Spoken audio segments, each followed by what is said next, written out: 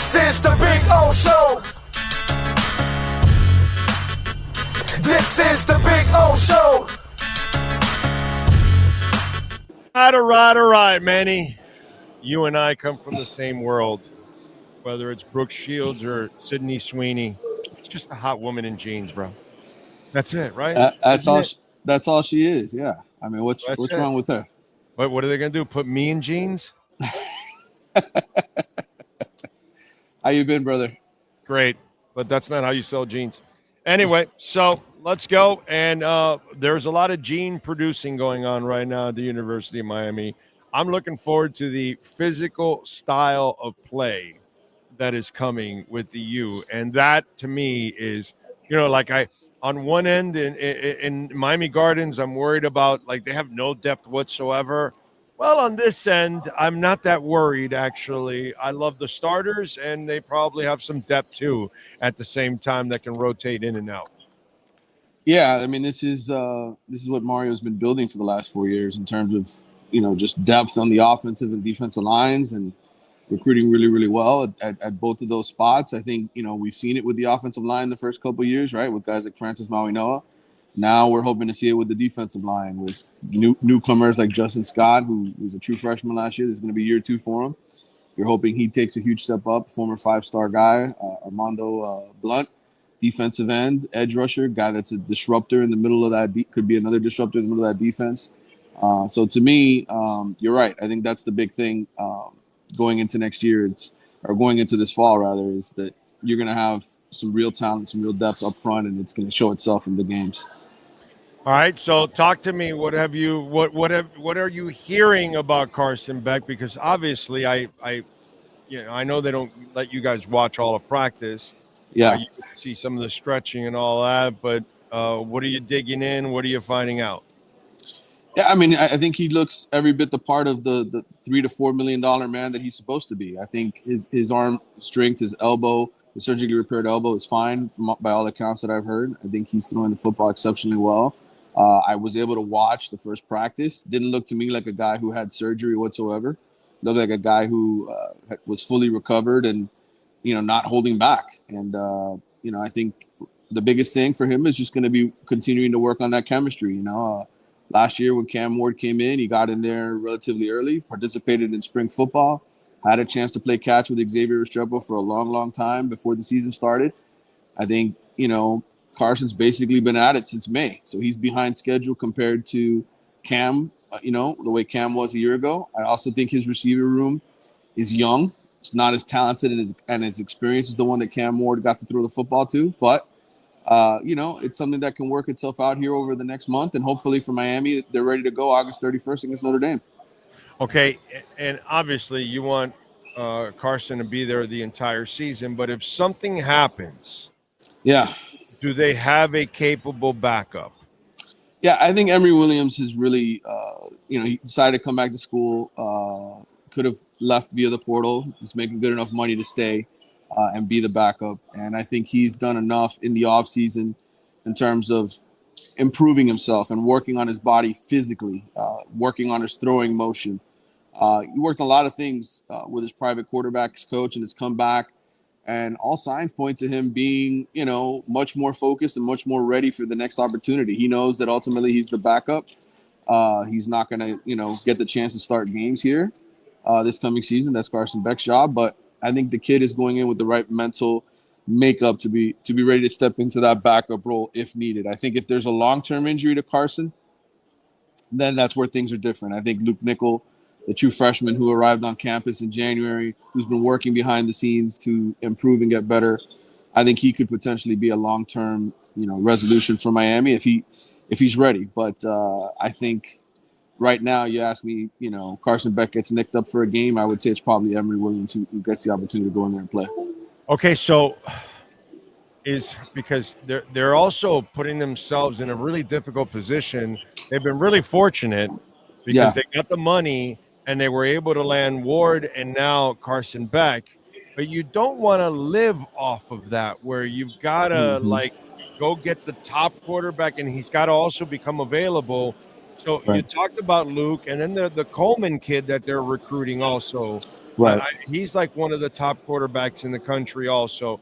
Yeah. At one point, you want to get that guy that can start for you for 3 years, right? So you can kind of have continuity, consistency, all of that, instead of going through the transition that you're every year. Every quarterback offensive line. Some of the guys that played with Ward last year played with a completely different kind of quarterback than the guy he's going to play with this year. So that becomes an adjustment in overall in every way possible. Calling games, the way one guy runs a game, the way the other guy runs it. So I would imagine the big plan in the end is to land that guy that can be here for 3 years, right? Yeah, I think that's the hope with Darian Coleman, that he'll be ready to come in right away and compete for that starting job, push Luke Nickel, and then it's just a matter of best man wins. You know, whoever it is between the two of them. Sounds like you don't have. Sounds like you already have Coleman ahead of Nickel. I personally do, but that's just me. That's my opinion of it. Okay, I'm going to take it. Dude, you know a shit ton more than I ever will about this stuff. I don't know anything about this stuff. I just think at least I know in the periphery the names, but I don't know what it really means. That's why we have you on to kind of break that shit down. So, wow. So the Coleman kid is that good, huh? I think he's built much more like Cam Ward and plays to that style. You talk about playing behind the same type of guy. I think Carson Beck and Luke Nickel are very similar, not the same type of mobile, quarterbacks, kind of leaders as well. I think Luke Nickel's more of a quiet guy, lead by example. Not that he's not a leader, but I just think I look at Carson Beck and I look at Luke Nickel and I see similarities. And I look at Darian Coleman and I see Cam Ward when I see him. And I think ultimately, you tell me, I mean, maybe at the end of the season, we'll feel different and say Carson Beck was perfect for this team. I still think in the end, my opinion will be Cam Ward was how much better do you get the number 1 overall pick? I don't know that Carson Beck is going to be the number 1 overall pick. I see. The way I look at it is I think any quarterback wants to play here. Right. If you have a coach that look, one thing I liked about what Mario did, he got away from his conservative nature had nothing to do with that team last year. So so that if he's done that to me is the only thing that was left with him that he had to, so now if the defensive coordinator can do his job, awesome. But their foundation of wanting to run the ball and build a hell of a line, dude, every quarterback wants to play behind that. Every quarterback. You're 100% right, but I think there is something to the swagger and the confidence that Cam Ward played with last year. I think that elevated Miami to wins that they probably wouldn't have had, right? Even as bad as they played at Cal, they don't make that comeback, I think, with Carson Beck. They make that comeback with Cam Ward, and that's what I'm trying to say. Who is the special, generational type talent? I think that's going to be the difference. But they may have a better team because I think the defense is going to be better this year. So in the end, you could win with Carson Beck maybe more than you could with Cam. Right, because the team is better around Cam. Around Carson than it is around Cam because it just wasn't there yet. Dude, the defense was freaking horrible. If you actually have a decent defense this year, you should be even more dominant. You know what I mean? I'm picking them to be in the ACC championship game this year.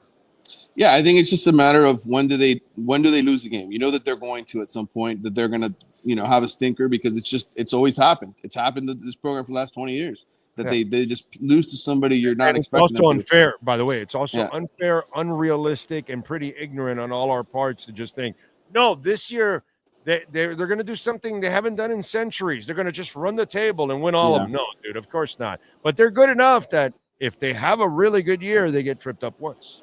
Yeah, and that's really good. And I think health will tell the story because I look at the month of November. That's when this program has usually collapsed. It's the end. It's at the very end when injuries start piling up, when you don't have the depth to survive. And that's kind of what happened to their secondary last year. They lost a couple guys towards the end of the season that were better players than their replacements, and that's why you saw them blow a 21-point lead at Syracuse in part. So I think there's a lot more depth on that side of the football this year. So we'll see if everything comes to fruition. But I agree with you. I think this is a team that has the talent to make it to the ACC championship game and frankly win the ACC. As good as Clemson is, and as talented as Cade Klubnik is with those receivers, that was the same Clemson team I saw struggle to beat SMU last year. They weren't that much better than SMU, and I think Miami, had they gotten to that game, could have won the ACC last year. So yeah. Maybe I'll pick them to win the ACC, but I think they should get there. And then let's see what team gets there, and then I'll decide if they're good enough to win it all. At that point. But I'm really pumped about the Canes this year. I really am, because the defense cannot be where it was last year. Xavier Lucas, Damari Brown, there's no way. Zachariah Poyser. Those guys in the secondary are eons ahead of the guys that they had last year. So it's going to make a difference. You'll see it. And I think a healthy Ruben Bain, a guy who was basically playing with a bad hamstring the whole season. One leg, yeah. You're going to have him fully healthy. Akeem Mesidor finally had a healthy season last year. He looks healthy going into this year. So you got two legitimate edge rushers. And like I said, those D tackles to me is what it all comes down to, because if those guys are as expected, right, 5-star types, and they're playing at a 5-star level, then this is a team that can really go places. And by the way, Canes, the Canes season's right around the corner. We got Notre Dame. Go to Caneswear. Use our code BIG010. They got anything and everything with the Canes logo on it. You need stuff for your bar. You need stuff for the tailgate.